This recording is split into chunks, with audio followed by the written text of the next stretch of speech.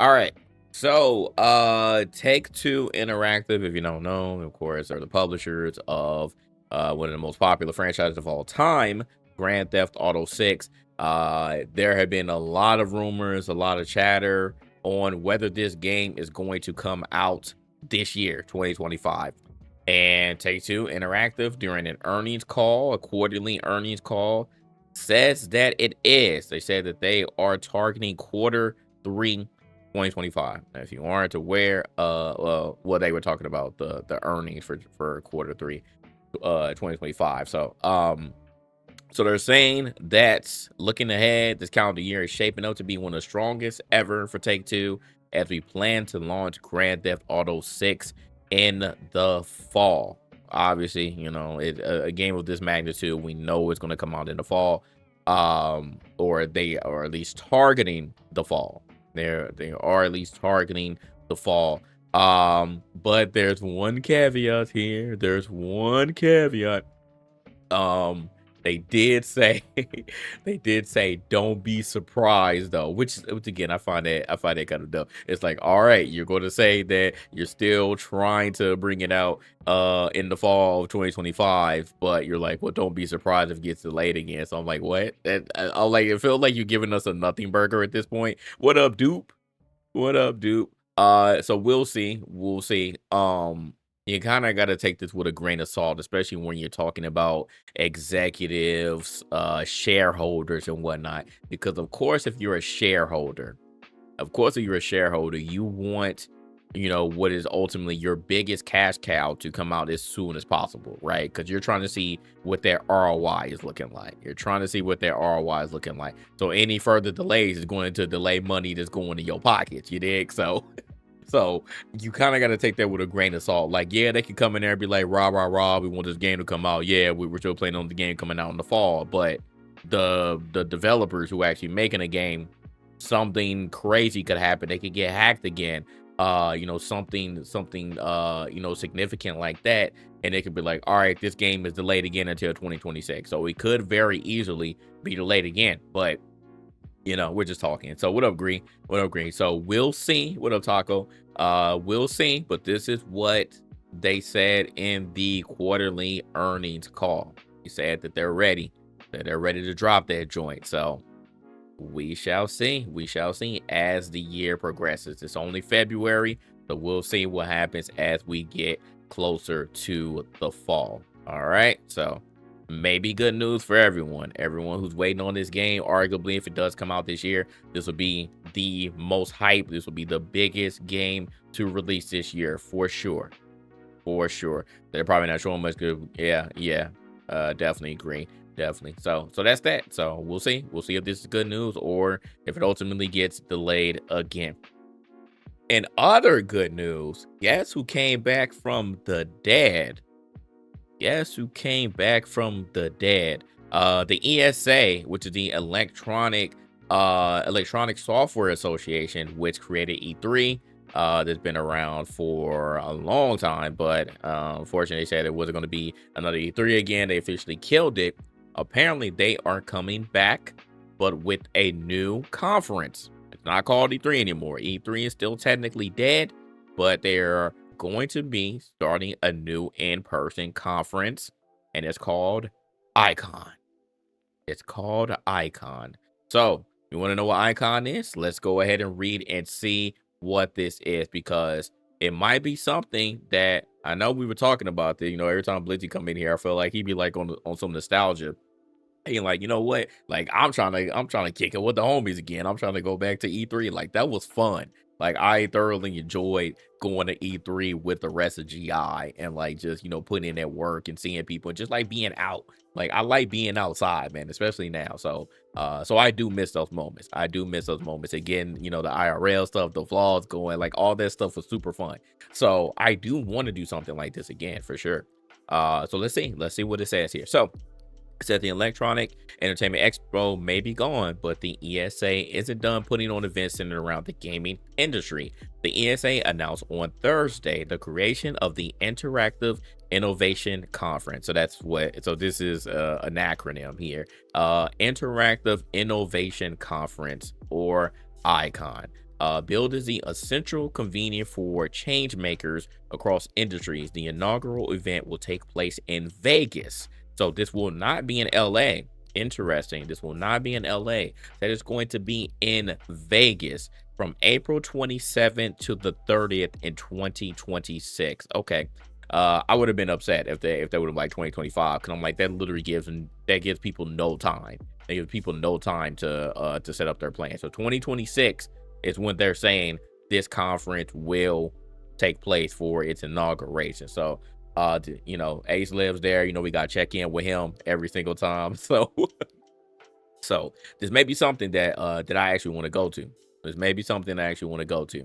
So we'll see. We'll see if it's worth our while. So let's continue reading to see what this entails. Is this E3? Is it something else? Let's see. So their comment, they said, for decades, video games have been in the forefront of technological and cultural innovation. With Icon, we are creating a space for visionaries across industries to come together, connect, and reimagine what's possible through interactive entertainment. All right, I'm not sure exactly what that means. Sound like a bunch of word salad. Let's continue on. The Entertainment Software Association and its member companies are among the innovators and leaders shaping the future of culture. All right, business and human connection. It's a natural role for ESA to host and support an event that fosters an open exchange of new ideas with our peer industry leaders. Icon is bringing together change makers from across industries to envision how the strengths of the interactive entertainment industry can break entirely new ground.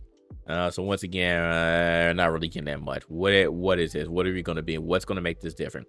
As far as what organizations will take part in the event, the ESA revealed that Amazon Games, Disney, EA, Epic Games, Microsoft, Nintendo, Sony, Square Enix, Take-Two, Ubisoft, and Warner Brothers will have a presence.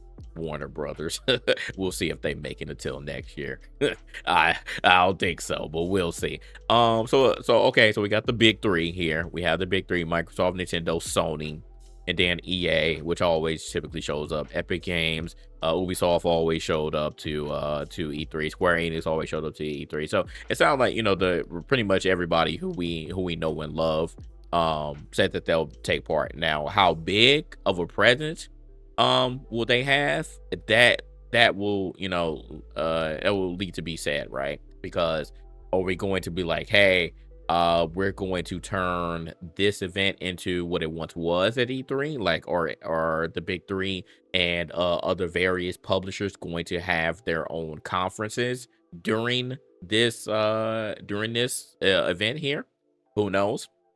I would love to see it. I would love to have that feeling back where like we can attend these in person, when each company has their event. That was pretty fun to be there in person and see these reveal. So I'm hoping so. Because right now all we have is Summer's Game Fest, which again is fine.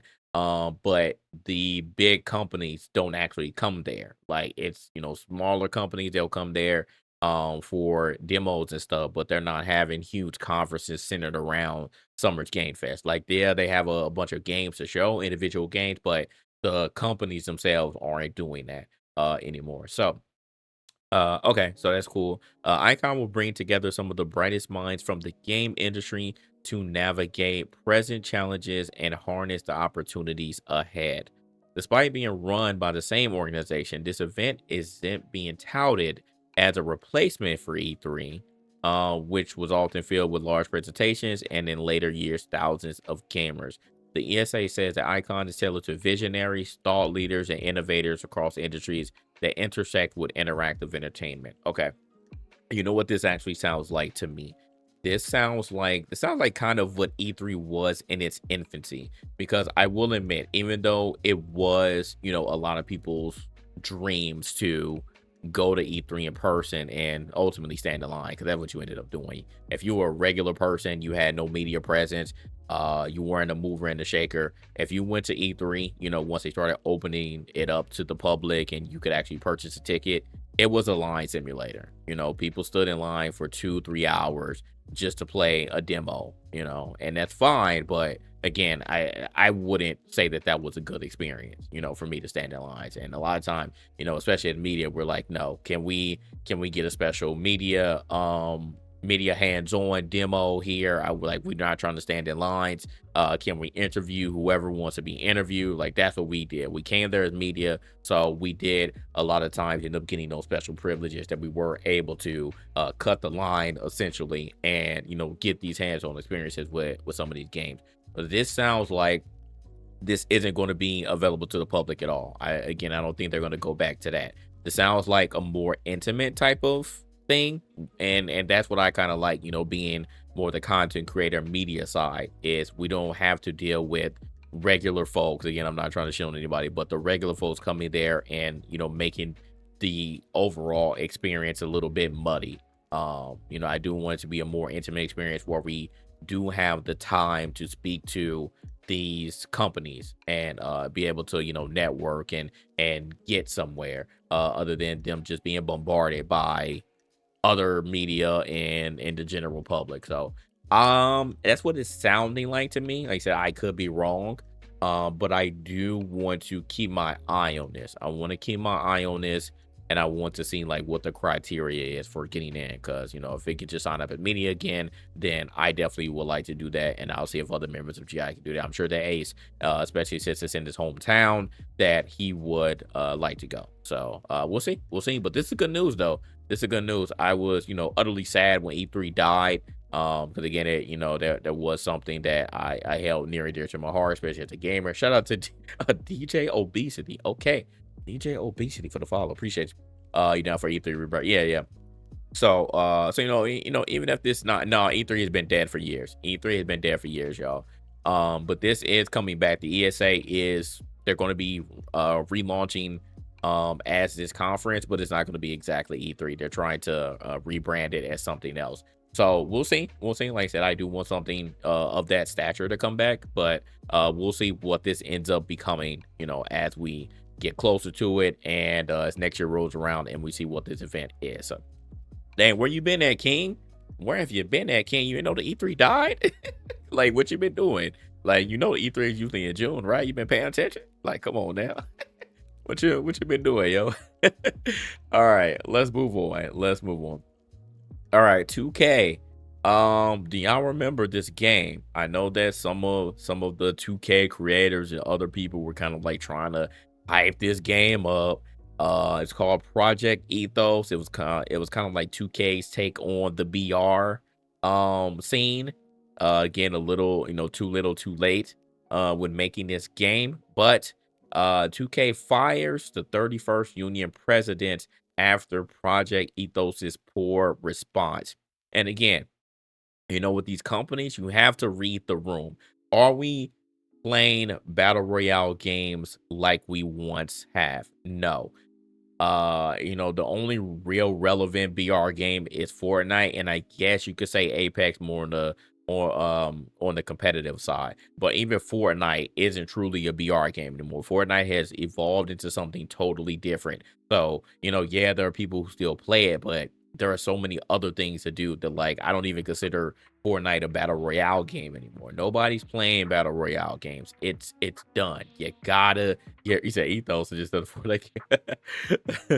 So yeah, so they tried. 2K tried to bring out this Project Ethos game. I saw people playing, and they were being fake happy, acting like they liked the game, but ultimately nobody asked for this. It was too little, too late. So let's see what happened here. 2K has shaken things up at the top of one of its developers. A new report has surfaced claiming that 2K Games has fired the 31st Union president, Michael Condrey, after the poor response to Project Ethos. According to Kotaku, 2K made the move after the game's reveal left players and critics alike underwhelmed. One preview from IGN last year stated, it seems to fall short of delivering anything that's truly genre-defining in either the roguelike or extraction shooter departments. Yeah, because it wasn't truly it wasn't a standard BR game. They tried to mix the roguelike and extraction shooter elements together. But again, at its core, it was a BR game. And again, it was just too little too late. And 2K made it. I know that 2K, maybe they're trying to just not make a 2K game every single year. They're trying to make different types of games, but this wasn't the game to make. this wasn't the game to make. I'm sorry. Like nobody asked for this. Nobody's interested in it. So let's see. In a statement to Kotaku, 2K says that Condry is transitioning. That's a nice word for fired. It's a nice word for fired. He's transitioning from the project, and the company is still committed to the game. Ooh, that's not good. That's not good. You're still committed to the game. Stop it right now. Again, I'm not trying to hate. I'm not trying to be negative. What up, Cook? They can barely make a 2K. Hell, let's get exactly. I want everyone to thrive. Like I'm not a hater here. Was like, hey, I want this game to die. I want this game to suffer. But I have to call a spade a spade. I have to call it straight down the line. We all know that this game is not going to make any headways in the industry at all. If you already received a poor response, why would you double down and still be committed to the game? You have to get out. You have to get out when things are not going your way. You know, like I don't want you to be wasting all these money and these resources just to ultimately come out with the game and then it still fails, and then we're going to be talking about layoffs, more layoffs. I'm tired of talking about layoffs. We're literally about to talk about layoffs again coming up here soon, but I don't want to continue to have to talk about this. I don't want to see all these studios just ultimately suffer and people lose their jobs because people are making the wrong decisions at these companies with these games that nobody cares about. You have to look at the landscape of video games. You have to look at the landscape of what people want right now. And what people don't want, what up, Psych? What people don't want is another battle royale game. What people don't want is another extraction shooter. I'm telling you, that's not what we're on right now. People like Souls-like games. If you're going to make any type of game, you know, your best bet is to try to make a half decent Souls-like game, or if you don't want it to go full Souls, make an action adventure game that has RPG elements. That's what people like right now. People want single player experiences, and it's so funny because I feel like we've come around full circle. I remember there was a period where people were hating on games that didn't have a multiplayer element. Do y'all remember? Y'all remember when all these traditionally single player games started introducing weird multiplayer elements? One that I can think off the top of my head is Tomb Raider. Does Tomb Raider need a multiplayer experience? No. Tomb Raider should stay a single player game.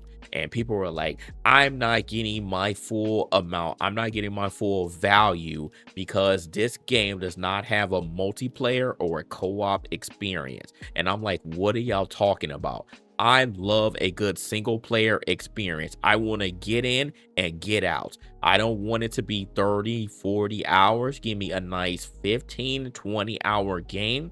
That's a sweet spot. That's what I enjoy, you know, especially with me being older. That, you know, that's what I'm on right now. Of course, I love a good multiplayer game, but I don't want you forcing multiplayer on a game that doesn't need it. But we're coming around full circle. I'm seeing more and more people start to appreciate a good single player experience, and it makes me happy. You know, I love single player games. I love co-op games. Give me more co-op. I will never be a hater of co-op. I love co-op games, so give me more of those as well. Like Split Fiction, I can't wait for that to come. I'll be playing that too. So I'm seeing a 180. I'm seeing people start to get sick of these live service games. You know, finally people are starting to speak up. You know, outside of Marvel Rivals, because again, that's an anomaly right now. But they pretty much just stepped in the lane there. Overwatch kind of left for them. So again, it's multiple reasons why they're an anomaly. But I think overall people are just way sick of live service games. They're like, why this game doesn't need to be a live service experience. Just give me a good single player co-op experience and I'll be good. So I don't know why they're still committed. I don't know why they're still committed to this game. This game is gonna be DOA. It's gonna be DOA. I'll throw some money on that. I'll throw some money on that. This game is gonna be DOA. That's how confident I am. That's how confident I am about this game. So let's continue on to see what else that they're going to be saying here.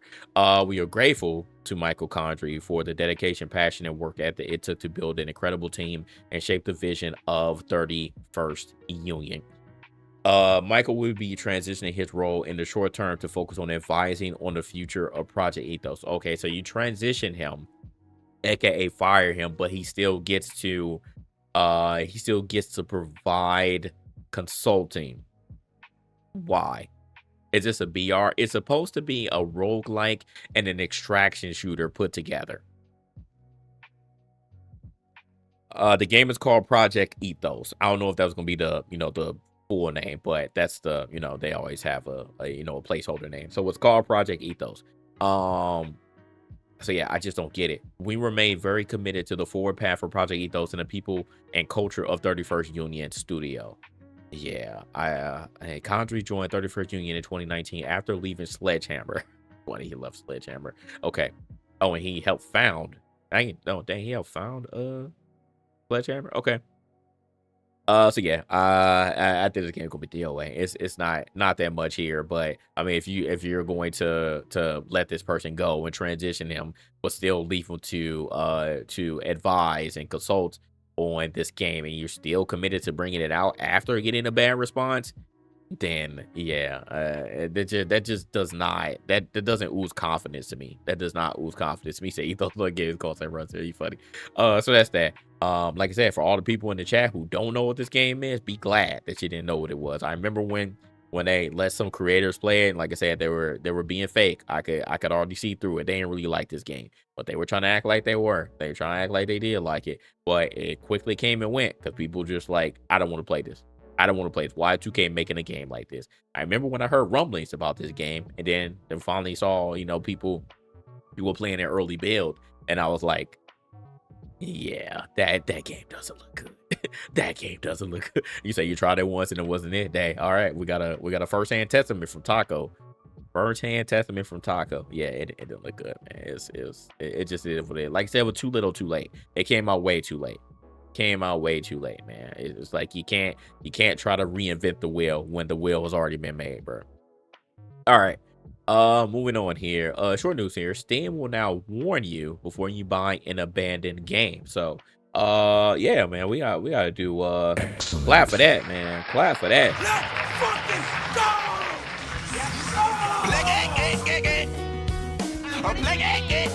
Bang, bang. Yeah, clap for that, man. Huge W's in the chat. Because imagine buying a game in 2025 and you weren't aware that the game was dead or that the game had a very small amount of people playing the game. Just imagine. I know you can get your refunds. But still, you took the time to play that game, to buy that game, and you were all excited. You want to play it, and then you open it up and realize nobody's on that joint. Like, that would be terrible, right? That would be terrible. All right, let's see what it says. What up, Megas? What up? Valve has released a new update to the Steam interface that offers users a prompt detailing how long it has been since an early access game was last updated. Okay, so this is mainly focused on early access game. That's still fine. This new feature is designed to prevent gamers from investing in a game that might be abandoned or from buying one that might not be accurately represented by what's detailed on the store page. Yeah, I will admit, some of the early access games be definitely trying to get y'all. They be trying to finesse, man. What they put on the store page is not accurate to what the game actually is. It does happen a lot. It's not immediately obvious what the cutoff point is for the label to appear, and that's what I would love to know. As not every early access game has it. Most of them just have typical breakdowns that feature an explanation from the devs as to why the game has been released in an early access state. Okay. Valve's latest update challenges the notion, letting users know that it has been several months or more since the last major update to the game. The change was noticed and published on social media by SteamDB. Okay. For instance, Heartbound, which was released in 2018, and remains in early access, was last updated over 13 months ago. Shame. The game was once taken positively by the PC gaming community, but a recent review rating has dropped it to mostly negative because of lack of updates. Another example is a game called Atlas, which sees players take on an ambitious pirating adventure across the high seas. It looks good enough at first blush, but it has mixed reviews overall. Some 36,000 in total. Jeez. It too was released in 2018, but it hasn't been updated in more than 20 months. Dang. All right. So if y'all can see here, this is the message that you will receive. Early access game. Get instant access to start playing. Get involved with this game as it develops. Okay. And then a note here. The last update made by the developers was over 20 months ago. The information and timeline described by the developers here may no longer be up to date.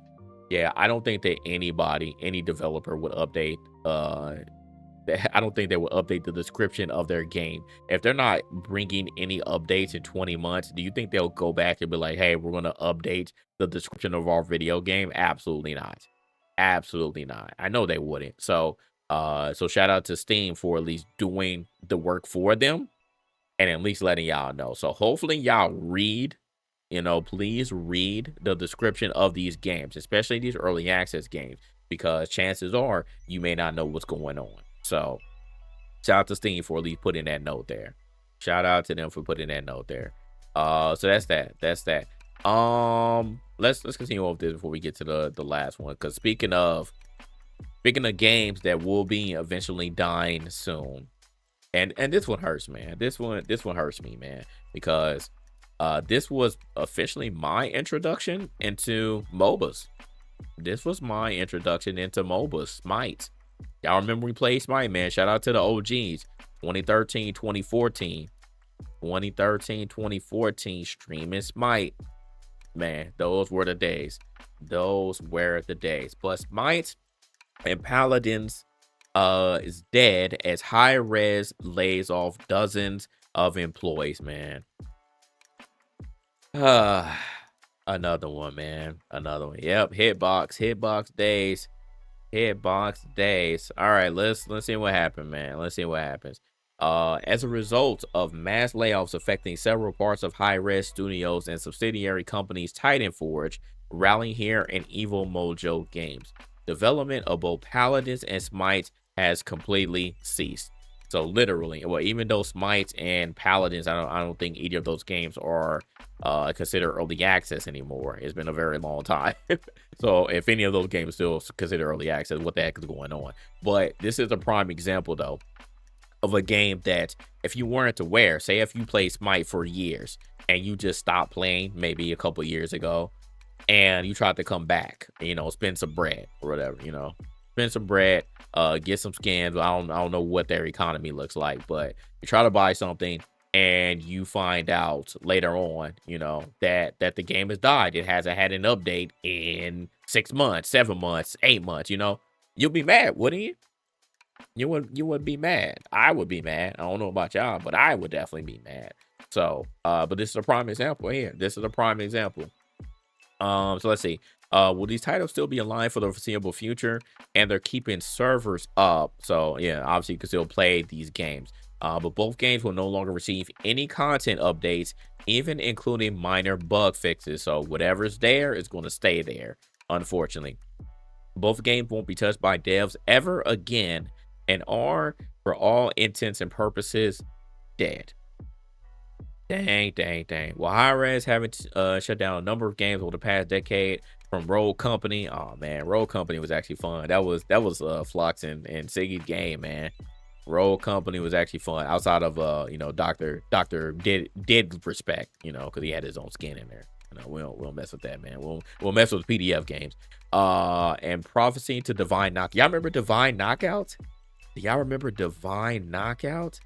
Did I even try to play that? I know TBH played it. Did I try to play it? I think I downloaded it, but I didn't play it. Divine Knockout and Realm Royale.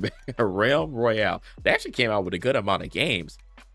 I didn't even repeat they came out with this many games. But yeah, all these games died. It's unfortunate, man. Many of their big bets in the multiplayer space haven't paid off, even if they showed promise. However, Smite, to a lesser extent, Paladins were the two main games the company was known for. Yes, these live service multiplayer games have a dedicated enough player base to keep the company afloat and relevant even in the highly competitive multiplayer market. However, as a result of Smite 2's troubled development, because I remember we talked about Smite 2, and I was like, you know what, I might try to play it. I might like, what is Smite 2? What is Smite 2? But I'm gonna be honest though, Smite 2, look, it kind of was like the finesse of what Activision Blizzard tried to do with Overwatch, because you didn't really change much. The only thing that you did was just go to Unreal Engine 5. Let's keep it a buck. The only thing that you really did was go to Unreal Engine 5, which is fine. You're updating the engine, but it wasn't really a Smite 2. It was just Smite on Unreal Engine 5. you know?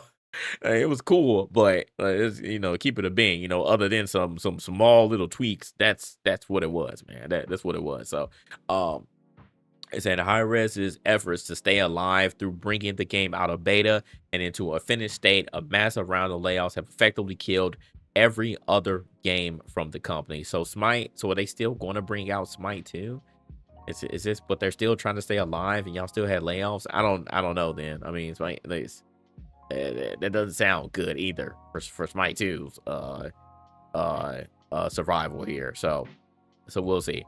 Layoffs within Hi-Res's conglomerate of studios have resulted in Smite and Paladins both being put on what is referred as maintenance mode, which is an effort to preserve the game in its current form and keep servers alive for as long as they can. Huh. Okay. Okay. Smite 2 will continue to be the focus of the newly streamlined operations. Okay, so that confirms. So they're still going to be continuing with Smite 2, which again just doesn't make sense. You're going to kill Smite and Paladins. I mean, killing Smite, okay, if you're still going to continue with Smite 2, fine. But Paladins, dang, that sucks. Yeah, you can still play Smite Online Concord. That is true. These reductions should enable a steady flow of new content and a continued development of Smite 2 while aligning team costs with revenues. All right, so there goes that bull right there. There goes that bull. You are going to align team costs with revenues. Yeah, that just means you want more money in your pocket. You fool me once, fool me twice. Yeah, but you're not gonna fool me again, man. I see all through that. I see all through that. All that talk, all those different words that you're gonna throw at me, it's word salad at this point. I see it in between the weeds. You're getting rid of people because you want more money and you are trying to cost cut. That's all you're doing, is just cost cutting here. Unfortunately. So let's see if there's anything else. I'm going to just continue on and quickly graze through. It said 50 to 60 employees have been laid off between this round of layoffs and the last one. And they said it's around half the company. Sheesh. Around half the company have been let go. This person said the people in charge have effed it. It's normal people and normal folk who put their life into making a great game and a great esports product who paid the price. Yikes, man. Yikes. That 69 of the company's 144 employees have been let go. Jeez Louise. Jeez Louise. So yeah, like I said, I don't have any high hopes for Smite 2, especially after this. I don't have any hopes, man. If it ends up surviving, cool. But I mean, you letting go of half the company, that doesn't bode well. That doesn't bode well. I wouldn't be, if I was one of the people who was still there, my morale would be pretty in the dumpster. It would be pretty in the dumpster at this point, man. Let's see. Multiple people chiming in, said they wish they would have listened a few years ago in regards to the direction that they were going at the company. Some people try to stay positive. So yeah, so that's that, man. That's that. It's unfortunate, y'all. It's unfortunate. Cause like I said, I really like Smite.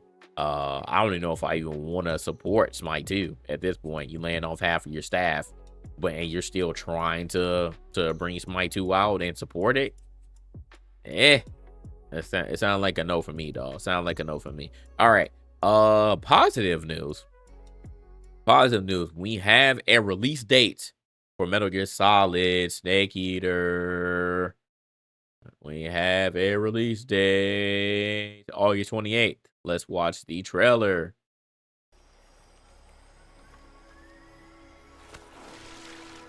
Colonel, tighten the security on this place. He's coming here, I'm sure of it. America is out to destroy the Shagohod and get its hands on your inheritance. The Philosopher's legacy. Then they're out to kill me as well. What's the story between you and the boss? She was like a mother. The And boss. my master. The Cobras will take care of him. Do you hear me, Snake? We are the sons of the boss. I see it. The fear. A great and terrible fury at being alive. A host of sorrows. And you are one of them. Why'd you come back? There's nothing for you here. Go home. Go back to your boss. But I still have the Shagohod and the legacy. There is nothing America can do to stop us. I'm not finished yet!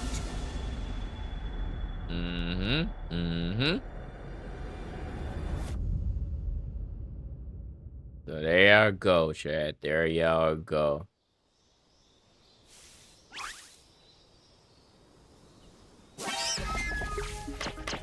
Ape Escape? Ape Escape? We're gonna have some cameos? Is that what y'all doing? Okay. All right. I went in, man. Go have some cameos. Either that or y'all saying that more announcements are coming soon. Because I know they one of the CEOs, one of the higher ups, did say that they were trying to bring back a lot of old franchises, and I was like, Ape Escape was so far, bro. You couldn't tell me nothing about Ape Escape back then, bro. I love Ape Escape. That was my favorite game. So yeah, but that's cool though. That's cool. Yeah, I see you on the chat. I play Metal Gear 1, 2, and 3. 2 was my favorite. But Snake Eater was a close second. The only one I didn't play was 4. I did not play 4 because I didn't have a PS3 at the time, so I did not participate in that one. I did not play 4. I didn't play 5 either. Yeah, no, we don't talk about 5. 5 doesn't exist in my eyes. 5 does not exist in my eyes. Playing GS2, you still gonna pick this up? Yeah, but nah, 2 and 3 were my favorite. So yeah, I can't wait. I'll definitely be copping this in August. I'll be copping this in August.